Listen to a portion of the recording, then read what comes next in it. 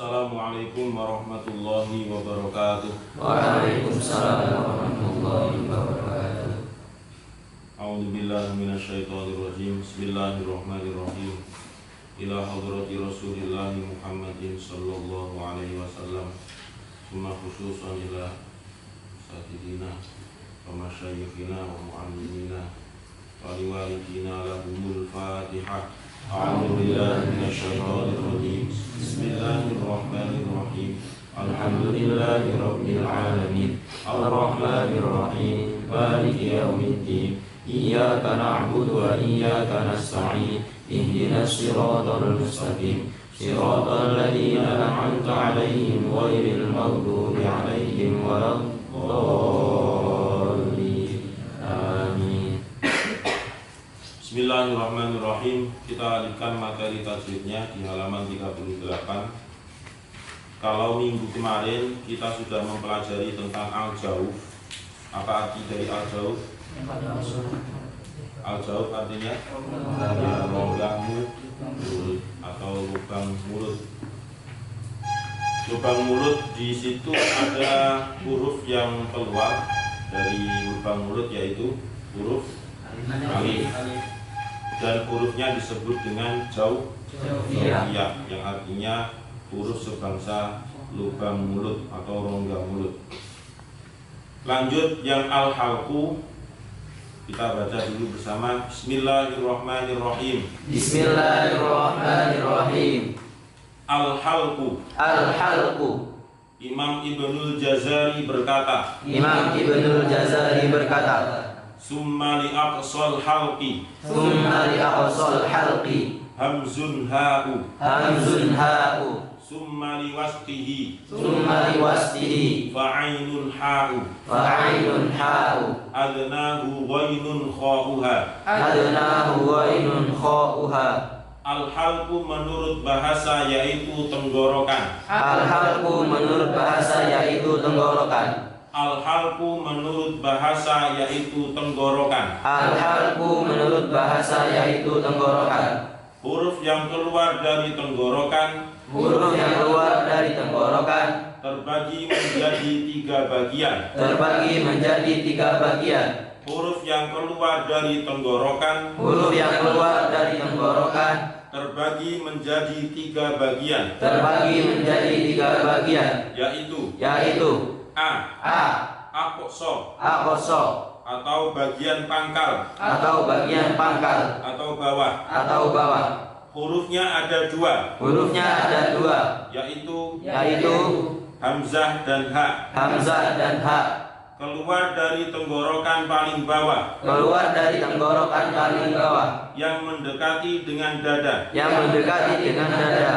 Dada ikut sedikit bergetar Dada ikut sedikit bergetar ketika melafadzkan, ketika melafadzkan, dan keduanya termasuk huruf yang paling bawah tempat keluarnya. dan keduanya termasuk huruf yang paling bawah tempat keluarnya. B.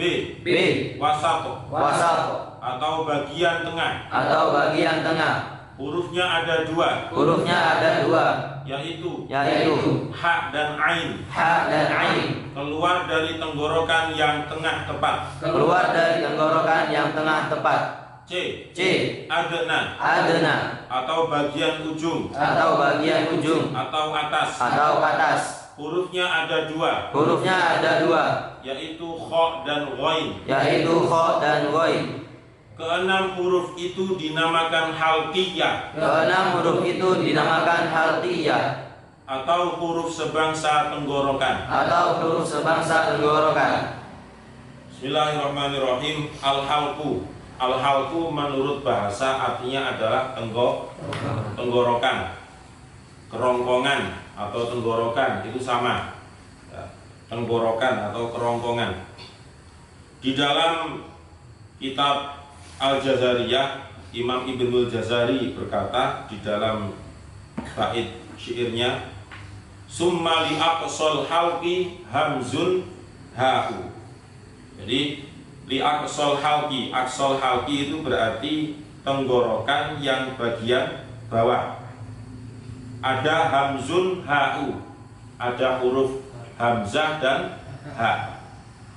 Summa liwastihi, kemudian di tengah-tengah tenggorokannya itu fa'ainun ha'u, ada huruf ain dan huruf ha. Adnahu, selanjutnya di tenggorokan atau kerongkongan yang bagian adna itu bagian ujung atau atas, bagian yang paling terluar dari tenggorokan. Itu ada ghainun kha'uha, ada huruf ghain dan huruf kha. Al-halqu ini akhirnya dibagi menjadi 3 bagian. Ada yang bagiannya disebut dengan aqsa, ya, aqsa. Aqsa itu artinya pangkal. Aqsa itu artinya pangkal.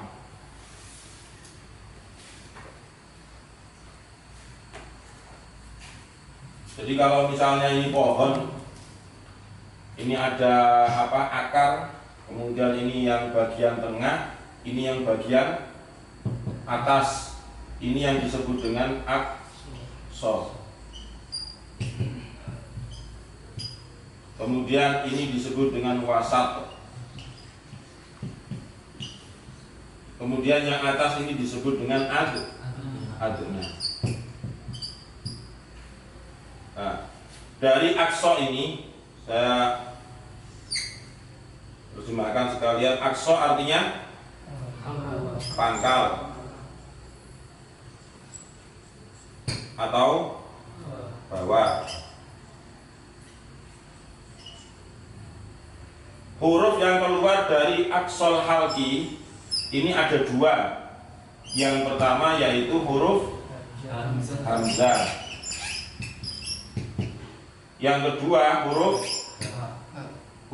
ha. Nah, jadi huruf hamzah, kemudian yang kedua adalah huruf ha. Nah, ini kalau secara umum dalam pembahasan huruf hijaiyah yang jumlahnya 29 ya, 29. Ketika dilihat dari segi makhraj dan sifat kan ada 29. Berbeda kalau kita berbicara mengenai nun sukun atau tanwin, maka jumlah huruf hijaiyah adalah 28. Jadi beda. Karena di makhraj dan sifat itu ketambahan 1 huruf yaitu alif, ya, alif. Dalam pembahasan huruf hijaiyah secara keseluruhan, tidak hanya yang dari tenggorokan ini, hamzah dan ha ini adalah huruf yang keluarnya paling jauh, artinya mendekati dada sini. Makanya ketika kita mengucapkan hamzah a, kemudian juga ha, itu dada ada semacam getaran karena pengaruh pengucapan 2 huruf ini. Ya, ada hamzah dan ada ha.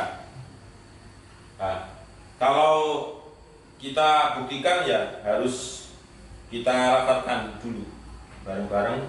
Coba sekarang huruf hamzah.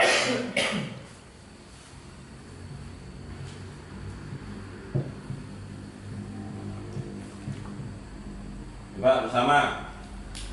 A I U ba, A I U ba, a A a A A I U ba, ba, a I U ba, A I U ba, a I U ba. A I U ba.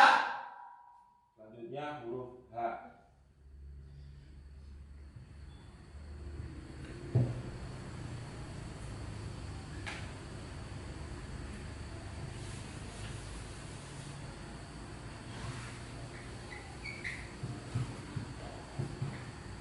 Ha hi hu ba, Ha hi hu ba, ha hi hu ba, ha hi hu ba, ha ha ha hi hi hu ba, ba, ha hi hu ba, ha hi hu ba, ha hi hu ba, ha hi hu ba, a I U ba, A I U ba, ha hi hu ba, ha hi hu ba. Ambil a A I U ba, lagi A I U ba, ha ha hi hu ba, Ini ada getarannya enggak? Nah, coba kayak ragu kamu. Diulangi lagi, Hamzah. Ayo. H A I U ba. Ada getarannya. Yuk didemek karo muni didemek, ayo. A I U ba. Gimana? Hah? Temen lah? Oh, nah iya tadi kan sedikit bergetar kan tulisannya di tajwid tadi. Nek bergetar yo pecah dadamu. Sedikit bergetar. Itu di halaman 39 yang atas, sedikit bergetar. Jadi getarannya itu ya sedikit, tidak tiba-tiba ikut bergetar. Sing duwe susu yo. Langsung waras. Coba ini gong ha Haihubah. Nah, ini dua tenggorokan dua huruf yang keluarnya dari aqsal halqi atau tenggorokan bagian pangkal atau bawah. Jadi kalau bingung-bingung tenggorokan itu dibagi menjadi 3. Ilustrasikan saja tenggorokan itu seperti pohon. Nah, pohon itu yang paling bawah atau akarnya itu disebut dengan aqsa, kemudian yang tengah itu disebut dengan wasat, dan yang paling atas itu disebut adna, supaya lebih mudah untuk diingat. Kemudian yang dari wasatun atau wasatul halqi,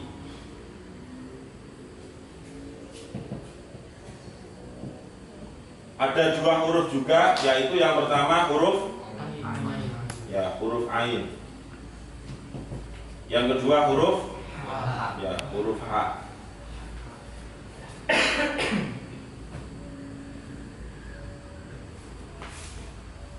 Nah, huruf H dan ain ini keluarnya adalah dari wasatul halqi, dari tengah-tengah tenggorokan. Nah, tengah tenggorokan itu mana? Ya, A ini bagian yang paling bawah, kemudian dinaikkan A, kemudian H, A, I, hu, u, ba, ha, hi, hu, ba,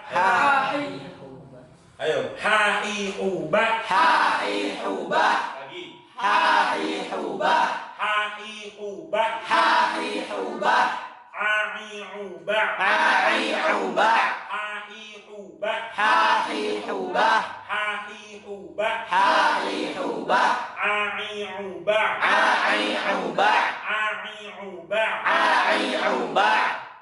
Kelemahannya biasanya haknya bisa, tapi ainnya itu masih belum lancar gitu ya. Masih semacam ada gundukan yang bisa menghambat. Coba ini praktek satu-satu ain dari ini. Ini ada 2 Yusuf itu terus di. Kamu namanya Yusuf siapa? Ahmad Yusuf. Oh, gitu. Ahmad gitu ya di sini. Kamu dipanggil Ahmad aja. Satunya Yusuf juga ini. Ayo Ahmad. Pagi. Pagi. Terus.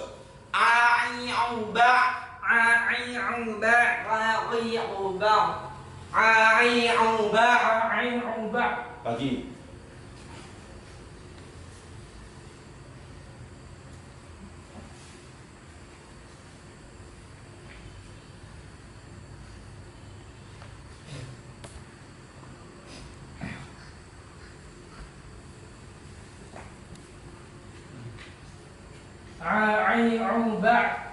Terus. Nah, ini mesti kelemahannya kasroh. Diulangi.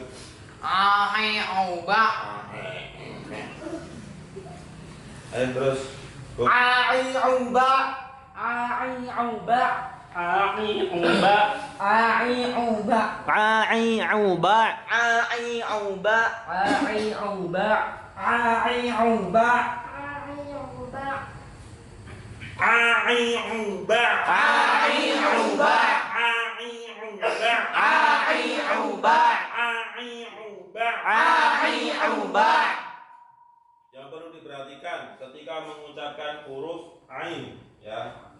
Yang pertama, ketika mengucapkan ain atau melafadzkan ain, jangan sampai makhrajnya berpindah ke makhrajnya hamzah.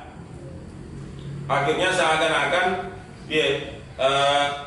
ain tapi dihamzahkan, atau sebaliknya hamzah yang diainkan. Jadi makhrajnya hamzah cuma didalamkan gitu, akhirnya menjadi ain, itu nggak tepat. Itu yang pertama. Jadi jangan sampai merubah makhrajnya ain menjadi hamzah. Kemudian yang kedua, ain ini kalau tidak betul-betul jaga makhrajnya, maka bisa berubah menjadi hamzah atau bisa juga berubah menjadi eng nantinya. Ya. Kalau misalnya tulisan cengeng, ng-nya ini cengeng, enggak, ngeng, disitulah ain. Tapi kalau nggak tepat jadi ng, seperti orang-orang yang biasanya dicontohkan sering-seringnya guru kita itu kan Jawa Timur yang bagian barat, siratal ladzina an'amta 'alaihim, lah itu maksudnya itu. An'amta 'alaihim. Nganjuk dan ngapunten Pak Ang, Madiun. Tapi yang sepuh-sepuh maksudnya. Itu biasanya kalau sudah ya pengen bisa, tapi gimana orang sudah kaku kan, sudah kaku, kemudian belajarnya itu sudah sepuh, sudah tua, sehingga an'amta 'alaihim ghairil maghdubi 'alaihim waladdallin. Makanya orang-orang dulu itu namanya itu bagus ya, sebenarnya bagus, seperti berubah menjadi ngalim. Ngalim itu sebenarnya kan dia maunya gini, alim. Kefasihan akhirnya berubah menjadi ng, ngalim.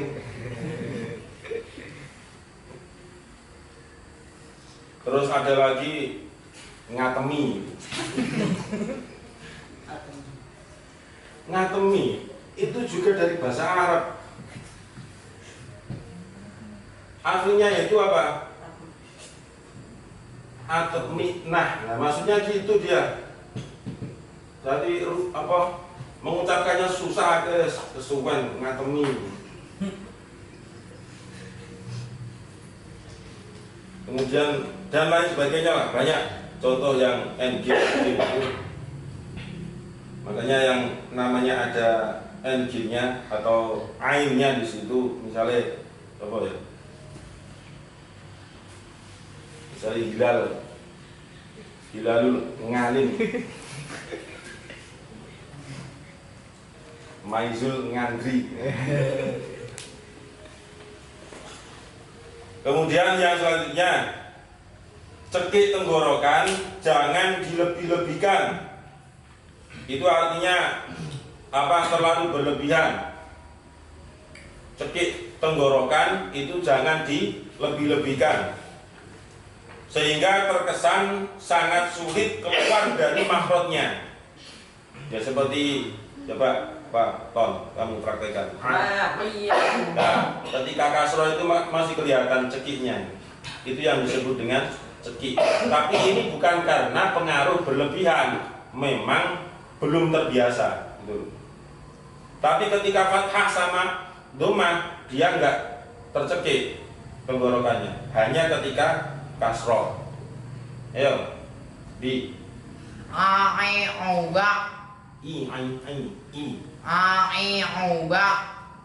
iki nang ngirung kabeh gare suaramu. Jangan dihidung semua, ya. Guyu Kamil loh niku.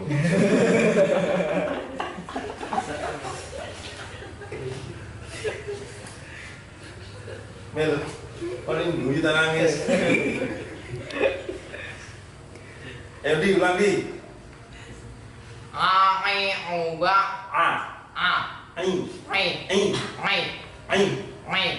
Jangan dihidungkan, suaranya jangan dihidungkan. Ain. Coba hamzah biasa a, i. Nah itu bisa itu kalau hamzah. Sekarang ain. Nah lagi. Nah, ai'uba. Di kamil kan. Sama aja monggo. Ai'uba. Lagi. Ai'uba. Nah ini ketika kasroh ini yang muncul cekik tadi yang dimaksud dengan cekik karena belum biasa. Dan Ai'uba. kurang ke dalam dan. Ai'uba. Lagi. Ai'uba. Hamzah. Ai'uba. Ya, sudah terdapat perbedaannya. Kemudian yang diperhatikan lagi sifat tawasudnya yang membantu membedakan antara ain dengan hamzah. Di samping dibedakan oleh makhraj masing-masing. Jadi ada yang disebut dengan sifat tawasudnya supaya bisa membedakan mana yang ain dan mana yang hamzah. Karena antara kedua ini sering orang itu dalam melafalkan itu sama. Apalagi kalau misalnya dalam ayat itu antara hamzah ain itu jejer. Itu kan kalau enggak betul-betul refleks, enggak biasa, mesti kalau enggak ke ain dua-duanya ya ke hamzah dua-duanya.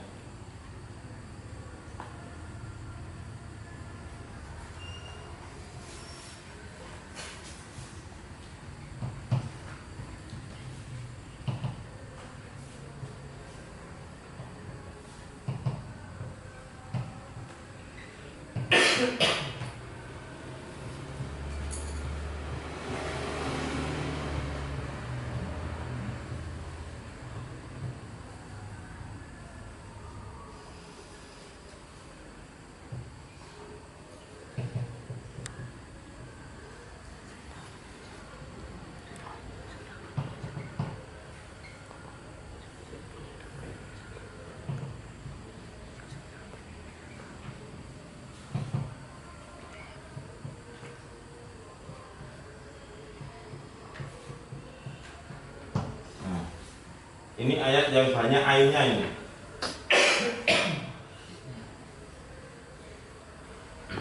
Famani i'tada 'alaikum fa'tadu 'alaihi bimisli ma'tada 'alaikum. Saya ulangi dulu.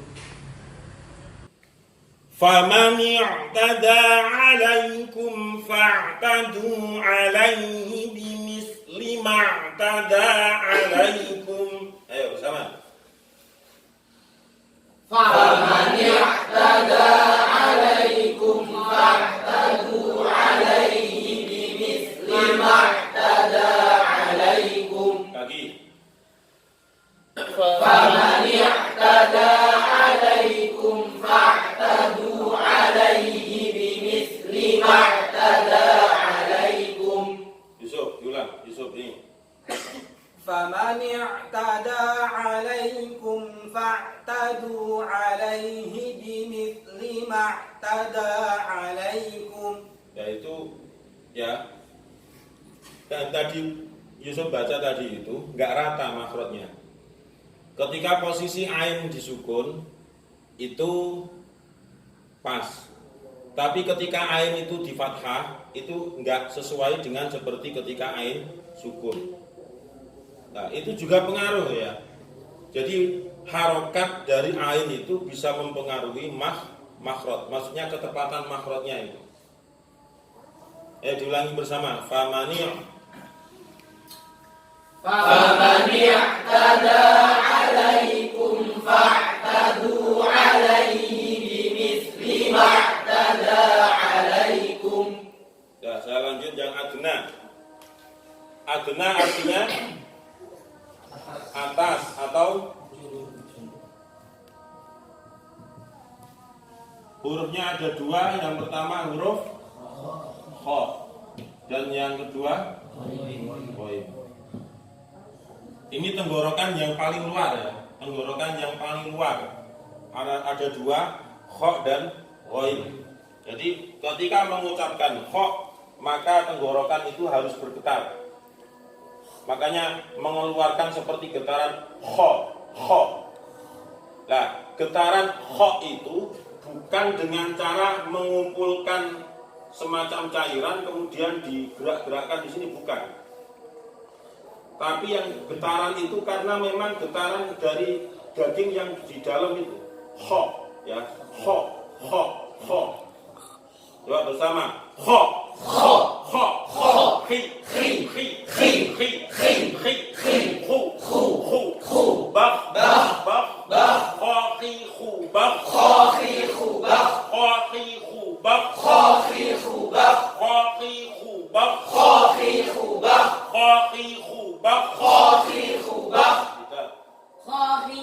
Bak. Kho khi khu bak.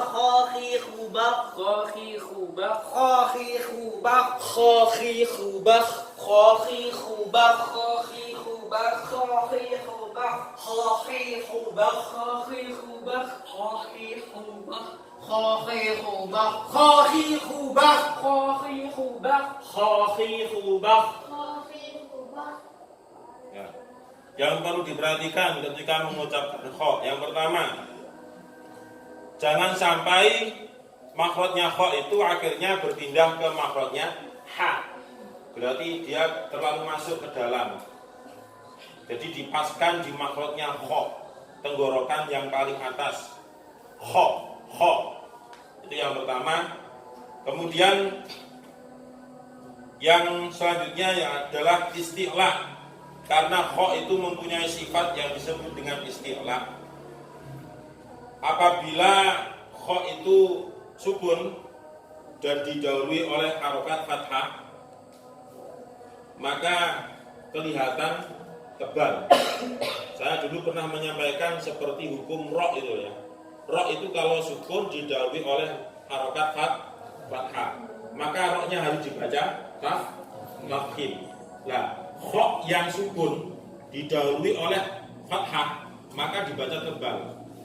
Manansah bukan manansah. Ya makhrajnya benar, tetapi kan sifatnya nanti berbeda. Karena yang namanya isti'la itu kelihatan ada dorongan dari dalam, kemudian berat, kelihatan berat ketika mengucapkan huruf isti'la. Manansah, bukan sah, sama makhrajnya, nggak ada beda, cuma arahnya itu yang mempengaruhi.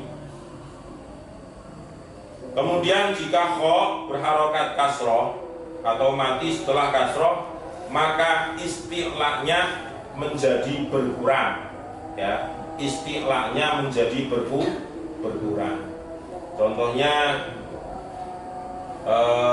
kho, khi, lah kan berkurang, nggak seperti kho, khi, sama kho, khi, khubah, kho, khi, khubah, kho, khi, khubah, kho, khi, khubah, kho, khi, khubah, kho, khi, khubah,